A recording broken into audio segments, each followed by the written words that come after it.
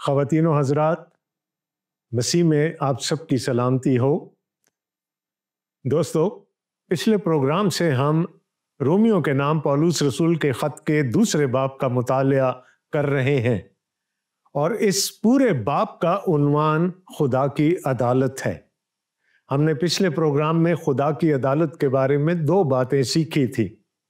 ہم نے یہ جانا کہ خدا کی عدالت برحق ہے، سچی ہے، راست ہے، اور پھر ہم نے خدا کی عدالت کے بارے میں یہ بھی جانا کہ خدا کی عدالت میں کسی کی بھی طرفداری نہیں ہوگی۔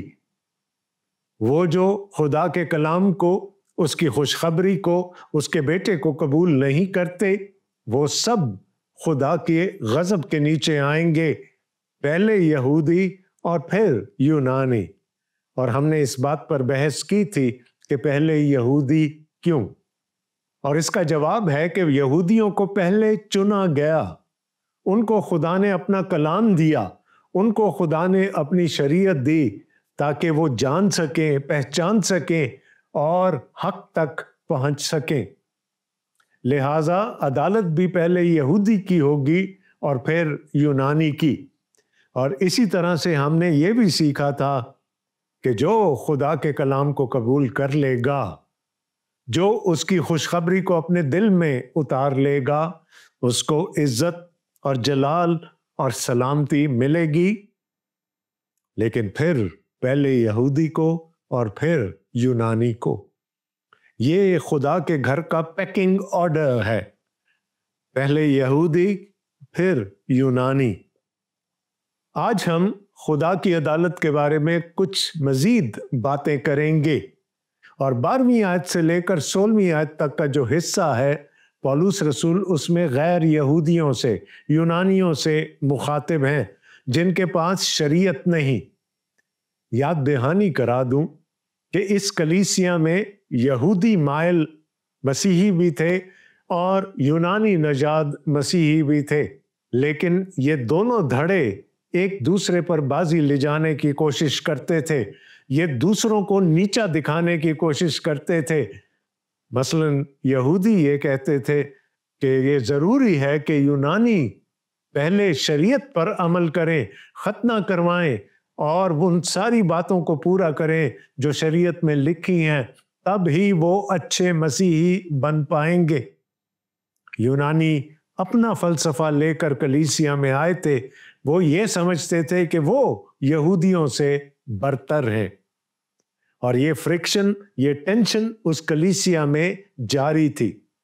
تو پہلے پولس رسول ان سے مخاطب ہیں جو یونانی تھے، جن کا بیک گراؤنڈ یونانی تھا، غیر یہودی تھا۔ اور جہاں ہم نے بات چھوڑی تھی وہ یہی تھی کہ غضب بھی پہلے یہودی پر ہوگا، پھر یونانی پر، اور برکت بھی پہلے یہودی کو ملے گی اور پھر یونانی کو۔ 12ویں آیت میں وہ کہتے ہیں، اس لیے کہ جنہوں نے بغیر شریعت پائے گناہ کیا، وہ بغیر شریعت کے ہلاک بھی ہوں گے، اور جنہوں نے شریعت کے ماتحت ہو کر گناہ کیا، ان کی سزا شریعت کے موافق ہوگی۔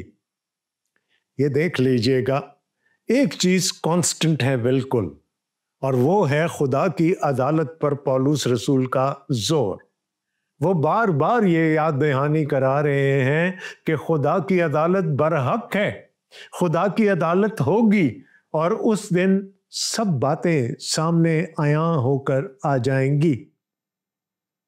پھر وہ ایک اور بات ثابت کر رہے ہیں کہ سب گناہ گار ہیں، اور آگے چل کر وہ ہمیں بتائیں گے کہ سب نے گناہ کیا اور خدا کے جلال سے محروم ہیں۔ اب یہاں پر وہ اس بات کو آگے لے کر چل رہے ہیں کہ خدا کے ہاں کسی کی طرفداری نہیں ہے۔ وہ کہتے ہیں کہ جس نے بغیر شریعت پائے گناہ کیا، اس کی عدالت بھی شریعت کے بغیر ہوگی، اور جس کے پاس شریعت تھی اور اس نے گناہ کیا، اس کی عدالت شریعت کے مطابق ہوگی۔ خدا کسی قسم کی طرفداری نہیں کرتا۔ ہمیں تاریخ انسانی میں ایسے بہت سارے لوگ ملتے ہیں جنہوں نے بنی نوع انسان کے فائدے کے لیے بہت کچھ کیا۔ بہت سارے ایسے لوگ بھی ہمیں نظر آتے ہیں جو شاید خدا کو نہیں جانتے، جو خدا کی شریعت کو نہیں مانتے، لیکن ہمیں ان کی زندگی میں ایک طرح کی راست بازی نظر آتی ہے۔ ایسے لوگوں کا کیا؟ خدا کہہ رہا ہے پولس رسول کے وسیلے سے کہ ان کی عدالت بغیر شریعت کے ہوگی۔ وہ جو خدا کے کلام پر ایمان نہیں رکھتے، ان کی عدالت بھی خدا کی شریعت کے موافق نہیں ہوگی، کیونکہ خدا کسی کا طرفدار نہیں ہے، کیونکہ شریعت کے سننے والے خدا کے نزدیک راست باز نہیں ہوتے، بلکہ شریعت پر عمل کرنے والے راست باز ٹھہرائے جائیں گے۔ اس لیے کہ جب وہ قومیں جو شریعت نہیں رکھتی اپنی طبیعت سے شریعت کے کام کرتی ہیں، تو باوجود شریعت نہ رکھنے کے لیے وہ اپنے لیے خود ایک شریعت ہے۔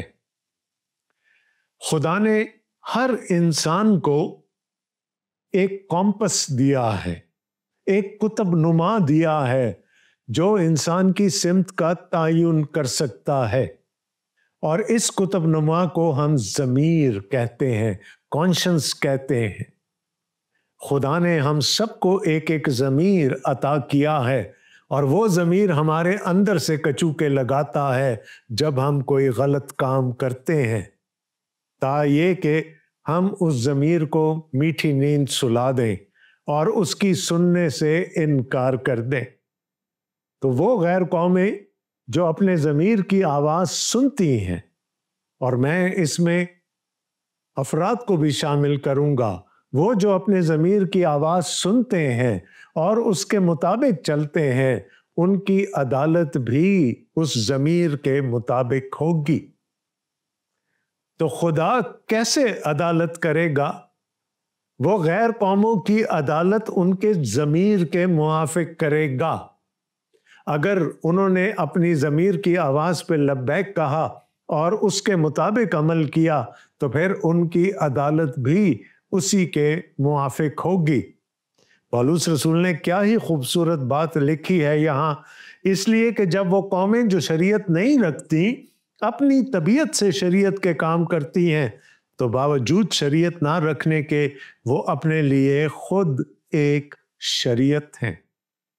ان کی شریعت ان کا ضمیر ہے۔ اگر وہ اپنے ضمیر کی آواز کو سن لیں، چنانچہ وہ شریعت کی باتیں اپنے دلوں پر لکھی ہوئی دکھاتی ہیں، اور ان کا دل بھی ان باتوں کی گواہی دیتا ہے، اور ان کے باہمی خیالات یا تو ان پر الزام لگاتے ہیں یا ان کو معذور رکھتے ہیں۔ تو ایک بات جو خدا کے کلام سے ثابت ہے وہ یہ ہے کہ عدالت تو سب کی ہوگی، چاہے وہ غیر قوم سے تعلق رکھتے ہوں یا یہودی ہوں۔ یہودیوں کی عدالت شریعت کے ماتحت ہوگی، لیکن غیر قوموں کی عدالت اس شریعت کے موافق ہوگی جو انہوں نے اپنے لیے خود مقرر کی ہے، اور وہ شریعت ان کا ضمیر ہے۔ اگر ان کا ضمیر بیدار ہے تو جیسے پولس رسول نے کہا، پھر وہ غیر قومیں شریعت کو اپنے دل پر لکھا ہوا دکھاتی ہیں، اور اسی کے مطابق خدا فیصلہ کرے گا۔ کب کرے گا؟ جس روز خدا میری خوشخبری کے مطابق یسوع مسیح کی معرفت آدمیوں کی پوشیدہ باتوں کا انصاف کرے گا۔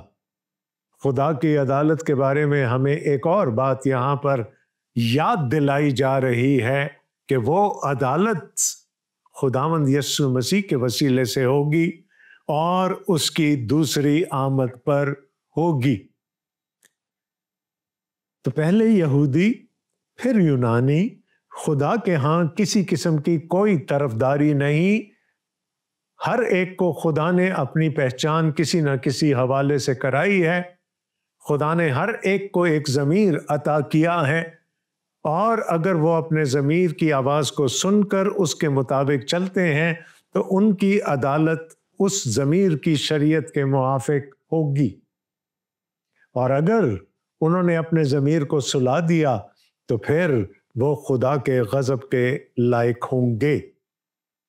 اب پولس رسول کا فوکس غیر قوموں سے ہٹ کر یہودیوں کی طرف جا رہا ہے۔ یاد رکھیے گا، جو پہلی بات ہم نے سیکھی وہ یہ ہے کہ خدا ہمارے ضمیر کے مطابق بھی ہماری عدالت کر سکتا ہے۔ یہودیوں کے لیے کہانی تھوڑی سی مختلف ہے۔ آپ کو یاد ہوگا کہ ایک یہودی 3 باتوں پر بڑا فخر کرتا تھا۔ سب سے پہلے کہ وہ ابراہیم کی اولاد ہے، اور اگر وہ ابراہیم کی اولاد ہے تو وہ خدا کے ساتھ ایک عہد میں شامل ہے، اور وہ عہد ہے نجات کا اور برکت کا۔ دوسری بات، اس عہد کا نشان وہ اپنے جسم پر لیے پھرتا ہے۔ میری مراد ختنہ سے ہے، اور ختنہ اس عہد کا ایک نشان تھا جو خدا نے ابراہیم کے ساتھ باندھا تھا۔ اور تیسری بات یہ کہ اس عہد پر قائم رہنے کے لیے خدا نے ان کو اپنی شریعت دی تھی تاکہ وہ خدا کو جان سکیں، پہچان سکیں اور اس کی مرضی کے مطابق اپنی زندگیاں گزار سکیں۔ یہ 3 باتیں تھیں جن پر ہر ایک یہودی فخر کرتا تھا، لیکن 13ویں آیت میں پولس رسول نے لکھا، کیونکہ شریعت کے سننے والے خدا کے نزدیک راست باز نہیں ہوتے، بلکہ شریعت پر عمل کرنے والے راست باز ٹھہرائے جائیں گے۔ ایک یہودی یہ سوچتا تھا کہ چونکہ وہ ابراہیم کی اولاد ہے، چونکہ اس کا ختنہ ہوا ہے، اور چونکہ خدا کی شریعت اس کے پاس ہے، تو وہ تو کبھی بھی خدا کی عدالت کے نیچے نہیں آئے گا۔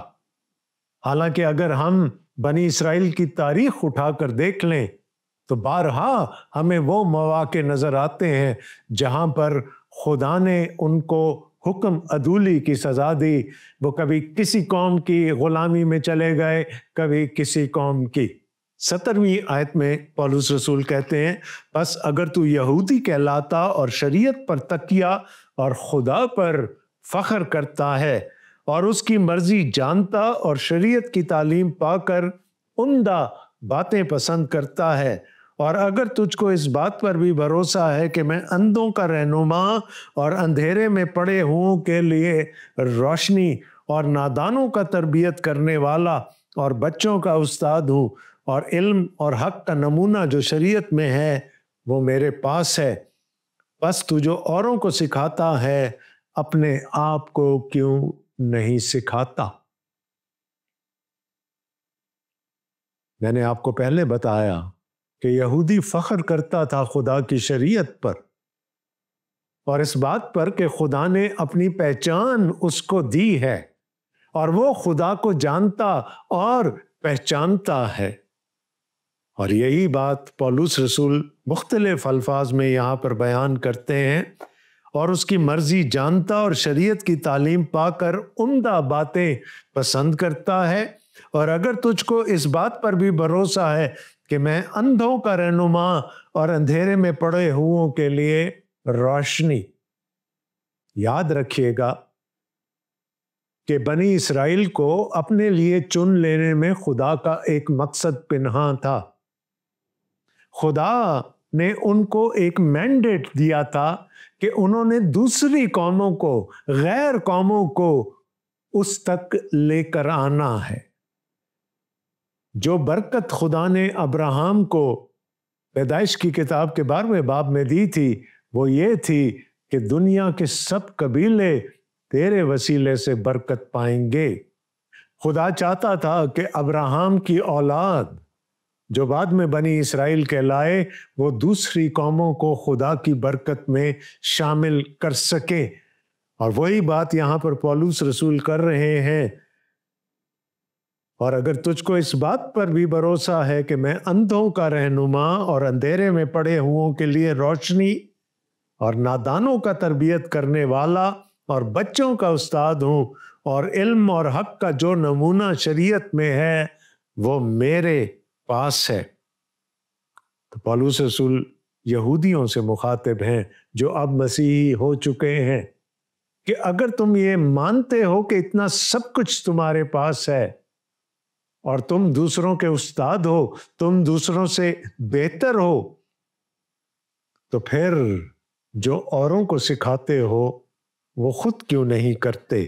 بس تو جو اوروں کو سکھاتا ہے اپنے آپ کو کیوں نہیں سکھاتا؟ یہاں پر ہم بات کر رہے ہیں یونیورسلٹی آف سن کی، گناہ کی عالمگیریت کی، کہ چاہے یونانی ہو چاہے یہودی ہو، سب گناہ میں شریک ہیں۔ تو جو واز کرتا ہے کہ چوری نہ کرنا، آپ خود کیوں چوری کرتا ہے؟ تو جو کہتا ہے کہ زنا نہ کرنا، آپ خود کیوں زنا کرتا ہے؟ تو جو بتوں سے نفرت رکھتا ہے، آپ خود کیوں مندروں کو لوٹتا ہے؟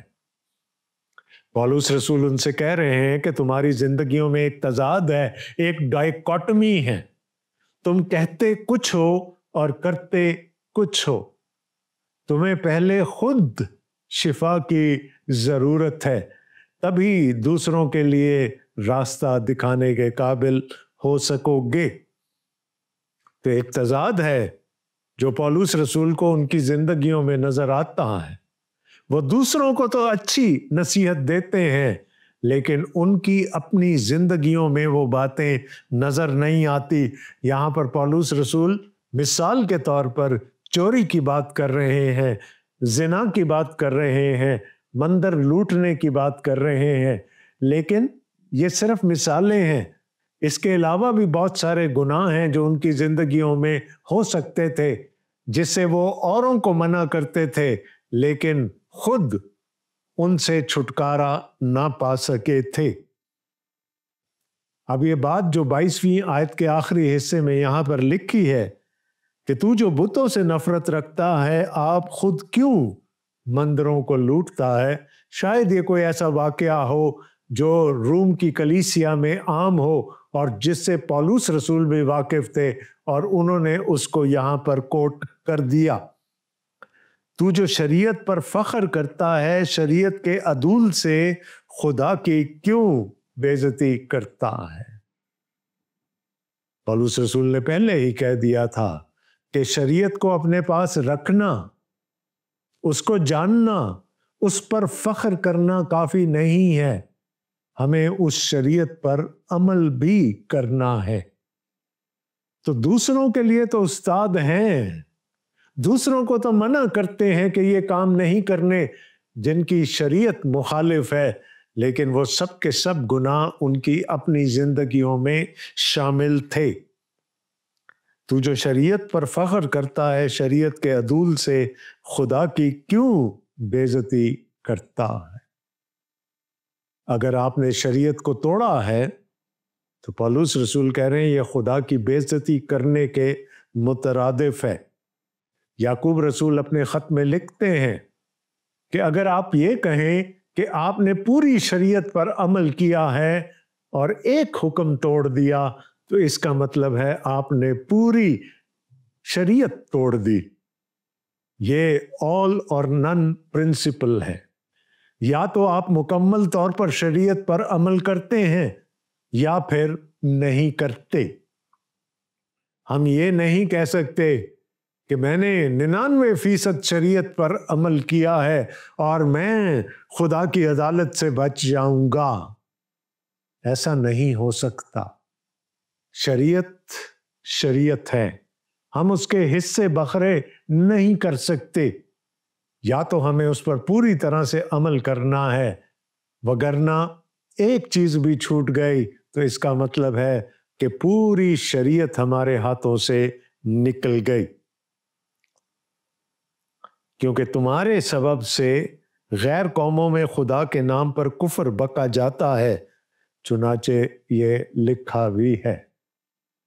پولس رسول یہ کہہ رہے ہیں کہ جب تم شریعت کی باتوں کی تعلیم دیتے اور اس پر عمل نہیں کرتے ہو، تو پھر یہ غیر قوموں کے لیے خدا کے نام پر کفر بکنے کا موقع بن جاتا ہے۔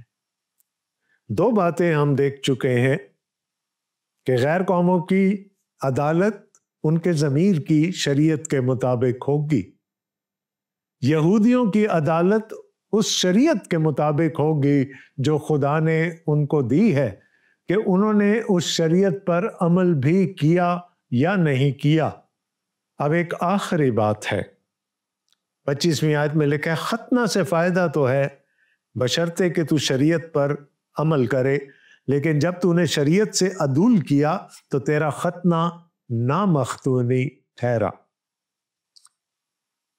تھوڑی دیر پہلے ہی میں نے یہ بات کی تھی کہ 3 چیزوں پر فخر ہے، ابراہیم کی اولاد ہونے پر، ختنے پر اور شریعت پر۔ پولس رسول کہتے ہیں فخر بجا ہے، لیکن تب تک جب تک ختنہ ہوتے ہوئے تم شریعت پر عمل بھی کرو۔ بس اگر نامختون شخص شریعت کے حکموں پر عمل کرے تو کیا اس کی نامختونی ختنہ کے برابر نہ گنی جائے گی؟ وہ ابراہیم کی اولاد تو نہیں ہے، لیکن وہ شریعت پر عمل کر رہا ہے، تو کیا اس کو وہ سٹیٹس نہیں ملے گا؟ بس اگر نامختون شخص شریعت کے حکموں پر عمل کرے تو کیا اس کی نامختونی ختنہ کے برابر نہ گنی جائے گی؟ اور جو شخص قومیت کے سبب سے نامختون رہا، اگر وہ شریعت کو پورا کرے تو کیا تجھے باوجود کلام اور ختنہ کے شریعت سے عدول کرتا ہے قصوروار نہ ٹھہرائے گا؟